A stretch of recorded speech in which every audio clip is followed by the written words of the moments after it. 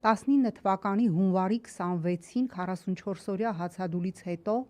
անդառնալի այլևս առողջությանը հասցրած հետևանքների արդյունքում մահացավ խմբագիր լրագրող Մհեր Եղիազարյանը 22 թվականի հուլիսի 15-ին դատարանի դահլիճում իմ աչքի առջև մահացավ պրոդյուսեր Արմեն Գրիգորյանը։ Արմենը մտավ դատարանի դահլիճ, այսպես օդային համբյուր ուղարկեց ինձ, հետո երբ որ Արմենը մահացավ, ես հաշվեցի նրա օդային համբյուրից մինչև մահ անցավ ընդամենը 57 վայրկյան։ Ես այն օրն էլ եմ ասել,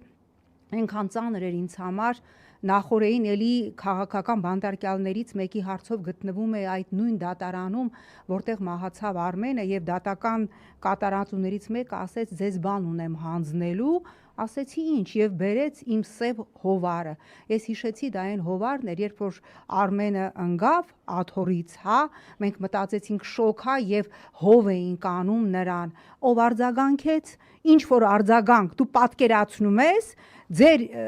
իշխանության ժամանակ ուղիղ եթերում դատարանի դահլիճում մահանար պրոդյուսեր, ինչի համար ես հիմա դիմում եմ այն գյումրեցիներին, հայ քաղաքացի, ես հիմա դիմում եմ այն գյումրեցիներին, չէր պասպորտով, նա Հայաստանի Հանրապետության ավելի լավ քաղաքացի էր, քան լիքը մարդ օրեսօր եւ ես հիմա նորից ուզում եմ, չկարծեք երեսով եմ տալիս, որտեվ ձեզ անդադ իհարկե պետք է երեսով տալ, ուզում եմ դիմել այն գյումրեցիներին եւ այն արտաշատցիներին, որոնց տարան, որ Արմենի դեմ ցուցմունք գրեն, որ իբր Արմենի եթերային որևէ բառից վիրավորվել են, լավ եք